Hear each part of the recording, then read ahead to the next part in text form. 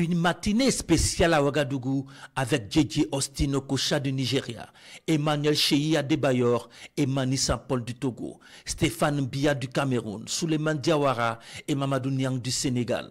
À leur côté, Mohamed Kaboré, Préjus Nakoulma, Mohamed Koufi, Moumouni Dagano et Charles Kaboré.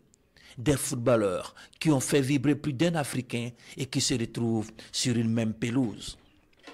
En face, une équipe conduite par le président du Faso, le capitaine Ibrahim Traoré et ses collaborateurs, habitués au sport quotidien de mise en forme avant de s'attaquer au grand dossier. On ne perd pas de temps dans les deux camps. Le ballon circule et les initiatives sont légion. Okocha, Niang, Adebayor, Nakoulma, Dagano retrouvent leurs réflexes. Mais c'était sans compter avec l'équipe de la présidence du Faso. Elle est la première à annoncer les couleurs avec ce but du commandant Basile Zongo. Ensuite, sur cette frappe croisée, le capitaine Ibrahim Traoré fait mouche. Mohamed Kaboré ne peut que constater les dégâts. Il n'est pas au bout de ses peines, puisque le chef de l'État, dans une forme olympique, revient à la charge à la 22e minute. Puis à la 47e, l'équipe du président du Faso déroule. Mamadou Niang réveille les anciennes gloires. Il est imité par Moumouni Dagano, insuffisant pour revenir sur l'équipe du capitaine Ibrahim Traoré, auteur d'un triplé dans cette partie.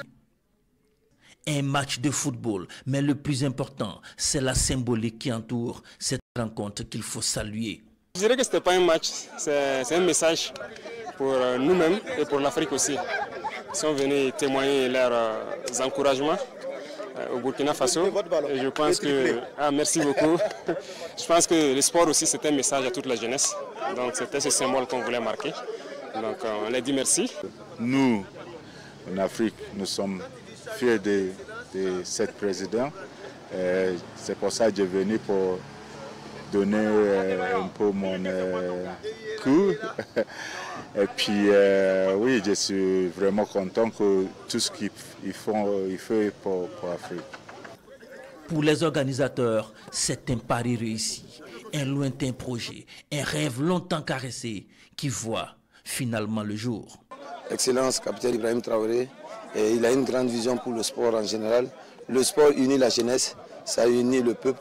Toute l'Afrique est fière de lui, le Burkina est fier de lui, tout ce qu'il nous apporte. Et les autres des pays voisins et qui se sont déplacés pour venir le soutenir, démontrer que le travail qu'il abat au quotidien est un travail remarquable. Un match symbole pour toute l'Afrique. Un match de message, un match surtout il y a énormément de messages dedans. Le message c'est quoi? C'est la paix. Comment faire pour propulser l'Afrique? Comment faire pour que l'Afrique se développe mieux? Comment faire pour qu'on crée une union entre nous, Africains, peuple africain? Donc aujourd'hui je suis très très content de me retrouver sur une pelouse avec l'autorité, le capitaine Ibrahim Traoré. C'est un président exemplaire, c'est un président jeune, dynamique, qui a envie de changer tout le continent, qui a aussi sa mentalité, qui a aussi sa vision.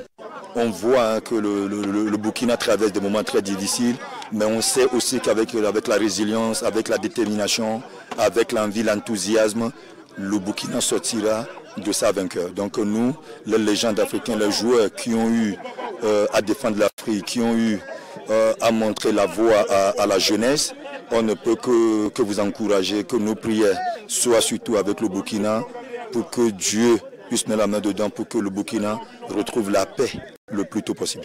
Nos anciennes gloires appellent de tous leurs voeux un match retour pour une revanche.